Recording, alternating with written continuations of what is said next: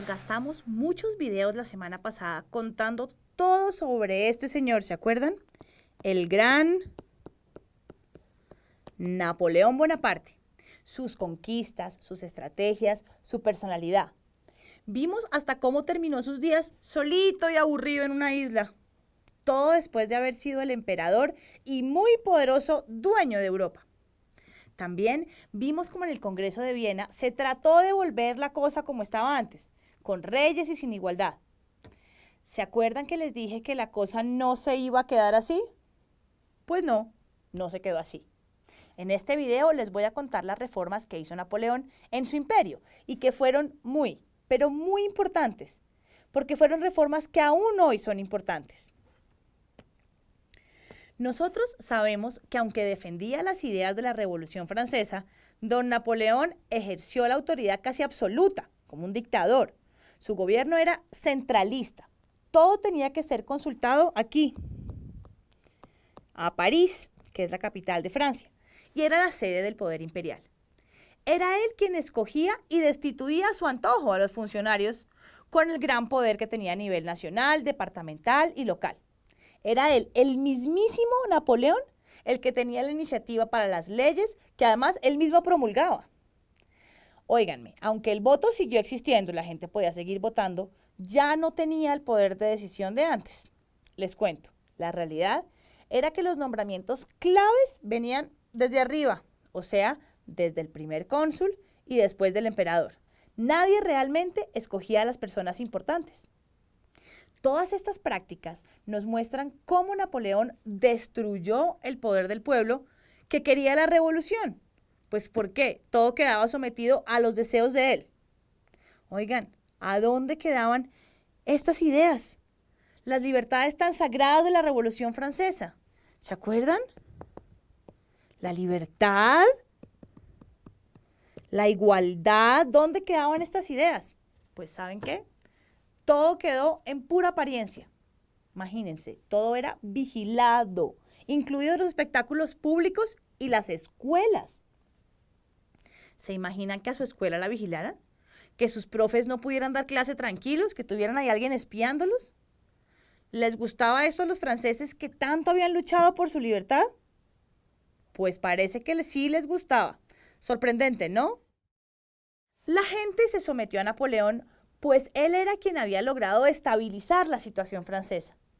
Pero la revolución napoleónica realmente traicionó los derechos proclamados por la revolución. Las libertades ya no eran indispensables en este nuevo régimen. Don Napoleón controlaba casi que personalmente su imperio, o tenía ministros o jefes.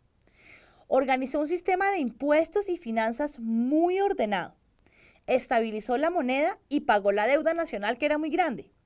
Inclusive creó esto, el Banco de Francia, y esta cosa que se llamaba la Bolsa de Valores. Como todo estaba organizado según una jerarquía, es decir, los de mayor rango nombraban a los subalternos por mérito. Eso se llama meritocracia. Les explico. Eso quiere decir que el que lo hiciera mejor se quedaba con el puesto. No suena tan mal. En cuanto al manejo de los dineros públicos, Napoleón era incorruptible. O sea, corrupción no iba con él. Prohibió a los funcionarios despilfarrar el dinero público en fiestas. ¿Saben qué hizo? Anuló para siempre los arriendos perpetuos y los diezmos, lo que la gente le pagaba a la iglesia, quedó suprimido. Napoleón también amplió las carreteras, construyó puentes, canales y abrió puertos. Claro, no podían faltar edificios y monumentos. Miren, como este, que queda en París y se llama el Arco del Triunfo. Este era un arco que recordaba el arco de Constantino del Imperio Romano. A ese arco que les mostré, que miren, se ve por aquí atrás en la foto, llegaban desfilando por esta avenida que se llama los Campos Elíseos.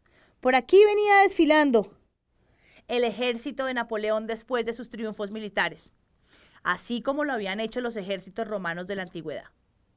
Después de todo, los pueblos se emocionan de ver a sus tropas triunfantes en un momento de gloria. Es bonito, ¿no? Así se ven todavía los campos elíseos hoy. Les sigo contando. Más reformas de Napoleón. En cuanto a lo militar, Napoleón hizo una reforma muy cuidadosa. Creó la posibilidad de ascender, o sea, de ir para arriba, por meritocracia, por méritos. Creó la Academia Saint-Cyr para educar oficiales que eran hijos de burgueses. Por su parte, también hizo esta escuela, bonita también, ¿cierto? Que se llamó la École Polytechnique, donde graduaban oficiales de artillería e ingenieros, todo para la guerra. Las mismas leyes civiles de ahora en adelante se aplicarían para todo el territorio de la República Francesa, que no era solo Francia, ¿se acuerdan? Exponían los grandes logros de la Revolución Francesa. Hablaban de libertad individual, de libertad de trabajo, de libertad de conciencia, igualdad frente a la ley, protección de la propiedad privada y abolición del régimen feudal. De ahora en adelante no habría más nobleza hereditaria. Todos los hijos tendrían igual derecho a la herencia, no solo el mayor. Los padres eran vistos como los directos responsables del mantenimiento de sus hijos y se obligaba a la paternidad responsable. Los padres tendrían que reconocer a sus hijos. Este Código Civil y Penal, ¿cierto?, apoyaba la institución del matrimonio civil y, ojo, permitía el divorcio. Este nuevo Código Penal respetaba la Declaración de los Derechos del Hombre. El hombre era inocente, ojo, hasta tanto se le comprobara su culpabilidad. Los jueces serían nombrados, no se podían remover del cargo y la policía se fortaleció. Cierto que parece que las cosas mejoraban con las reformas de don Napoleón, pero como este tipo era tan ambicioso, ya les conté, pues no se conformó e hizo muchas, pero muchas cosas más. Les sigo contando. Ya se había demostrado que pelear con la iglesia pues no era buena idea, porque los franceses eran muy católicos. ¿Se acuerdan cuando le cortaron la cabeza al rey y todos quedaron escandalizados? Y así, en una jugada muy inteligente, hizo esto. Se llamó un concordato. Este fue en 1801. ¿Y qué es un concordato? Es un acuerdo entre un gobierno, como era el de Napoleón, que es un gobierno civil, en este caso la República Francesa, y la Santa Sede, o el Vaticano. Napoleón estaba convencido de que había que reconciliarse con la Iglesia Católica, pues según él, la gente necesitaba una religión. ¿Ustedes qué opinan? Piénsenlo. El Papa había sido, por supuesto, enemigo de la revolución, desde que la Asamblea Nacional pues les quitó las tierras. Pero lograron ponerse de acuerdo en lo siguiente. No era fácil y lo lograron, les voy a contar. 1. El catolicismo es la religión de la mayoría de los franceses.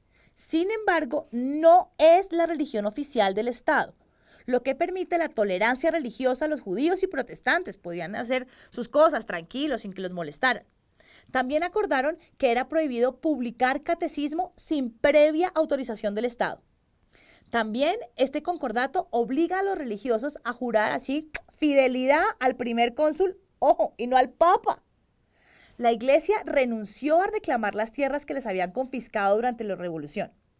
El Papa reconoce la República Francesa y de ahora en adelante se permite al primer cónsul de la República nombrar a los obispos y arzobispos. Duro, ¿no? Se dio mucho la Iglesia. Pero siguen las reformas. Miren, desde el principio, Napoleón tuvo claro que la educación era lo más importante. Entonces creó la base de un nuevo sistema de educación pública y seglar. Estas cosas públicas, o sea, podía ir todo el mundo, y seglares, quiere decir que no tenían religión. Un servicio esencial del Estado que no controlaba la Iglesia. ¿Estaba basado en qué? En las ideas de la Ilustración y de la Revolución Francesa. El idioma francés se convirtió en la única lengua oficial de la nación. Miren, Napoleón abrió 4.500 escuelas públicas, 750 secundarias y muchas instituciones tecnológicas. Otorgó, miren, 6.000 becas. Abrió 45 instituciones de educación pública denominada liceos franceses, ¿cierto? Donde ofrecían exactamente la misma educación en todo el país. Oigan, se supone que esto lo aplicamos en Colombia. Se supone que todos los estudiantes estudian lo mismo al mismo tiempo, dependiendo del curso en el que estén. ¿Ustedes qué creen? ¿Creen que un niño por allá en La Guajira o allá abajo en el Amazonas que esté en octavo como ustedes también está aprendiendo sobre las reformas de Napoleón? Pues les cuento que sí, esa es la idea. En la época de Napoleón, todos los alumnos tenían que estudiar las ciencias y los idiomas clásicos como el latín. Este nuevo sistema educativo exigía una disciplina estricta. Este tipo de educación, libre de las cadenas de la Iglesia, mostró extraordinarios resultados, por lo que fue imitado por el resto de los países europeos. Bueno, y ahora sí, de verdad, terminamos con todo este cuento de la Revolución y de don Napoleón. Hemos hablado tanto de él que ya parece que es hasta amigo de uno. Ahí les dejo toda la información para que la piensen y la cuenten por ahí.